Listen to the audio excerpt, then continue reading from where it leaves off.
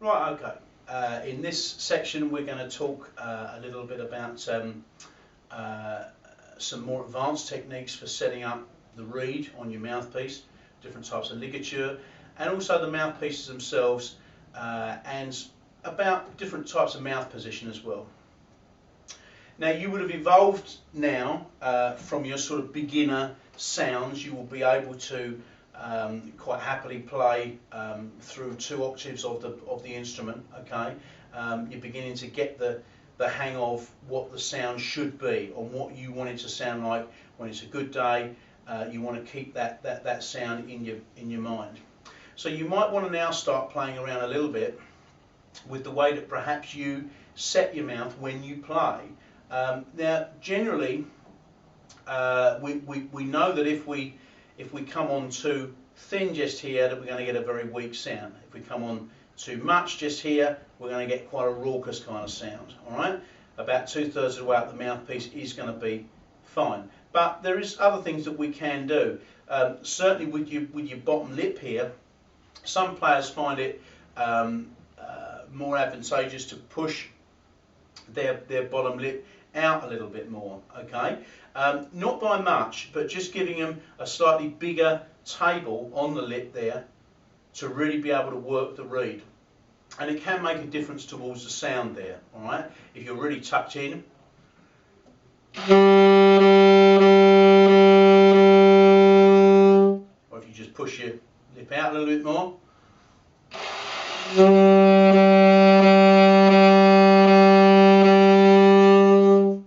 Now you may find at the beginning that's a little bit more difficult to actually hang on to, but some players play like that, and some players want to really have to really sort of work at that, but they do get quite a big sound. It gives them a slightly more projected sound.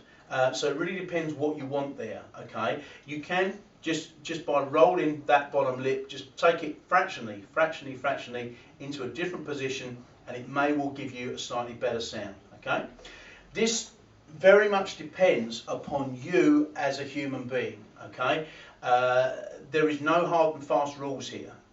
There are no books which are going to tell you about all the different positions. This is just something for you to experiment with. Just try it out, okay, and see how you go. It may be that you make things worse. You might not want to do that. It may well be that you might think that it's slightly worse, but if you worked on it, it would make it better.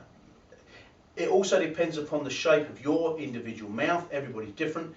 The actual shape of your lip as well can play a big part here. So just to sort of cap that one off there, we just want you to try and see whether there are any alternatives to what you're currently doing.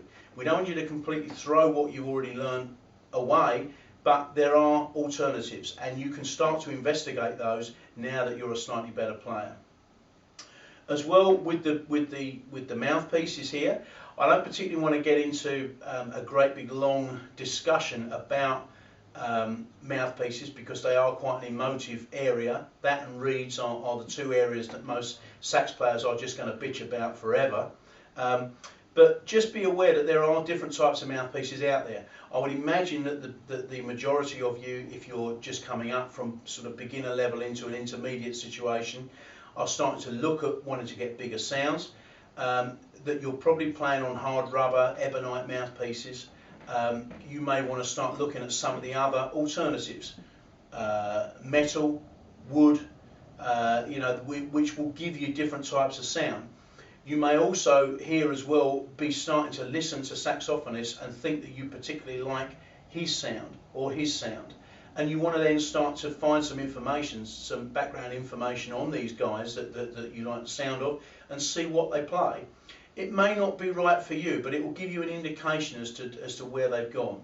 So using different types of mouthpieces can aid, but please beware here. There are currently I would say about 25, 30 quality mouthpiece manufacturers in the world. Each one of those manufacturers will probably do things in not only metal but in ebonite, and they will probably have anywhere of 20 to 30 different variances of mouthpiece for your saxophone. Okay, so that's an awful lot of mouthpieces for you to go through and try. You can really chase your tail here. Just be careful, you know, if you are going to go to shops, see what the guys up there recommend. If you're going from a beginner mouthpiece onto something which is more of an intermediate mouthpiece, okay? Once you get more into the professional side of things, then you are really out on your own, because there are so many different types out there. If you're moving from beginner and you want something slightly better, take the advice of your local shop, of your teacher, and see what's good for you. Just because something's good for one person might not make it good for you. Okay, you need to check that, because the inside of your mouth, the shape of your mouth is going to be different. Finally, as well, the way that you would place your reeds there, we know that we can get a little bit of different sounds by just moving the reeds down, moving the reeds up. You might want to think about the strength of the reeds that you're currently playing on. You might want something which is a little bit stiffer, which is going to support the way that you're playing these days a little bit better. Okay, perhaps you've got problems with intonation at the top, and you might find that because you've got a thin reed on there, that it's causing a problem. So you might want to get something which is slightly stiffer, which will give you more support.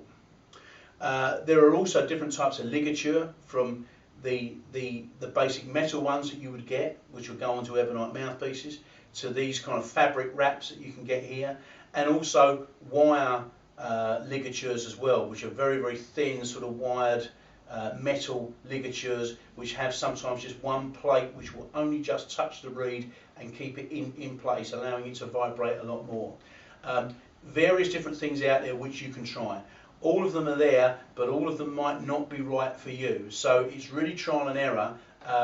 What I would suggest, if you're going to do this, wherever possible, before you part with an awful lot of money, go and get your local teacher, your local saxophone guru, and see whether you can book him up for a day, take him up to the big shops which hold a stock of these things, and go and try it out and see what somebody else thinks, because they're the ones that are listening out here that are stuck on the end of this, and not you. Sometimes it's quite difficult for you to hear, and your mind can sort of play tricks with you there. But it's there, and it's available, and you should be looking now towards upgrading the sound you've got, and that's the way that you would want to go about it.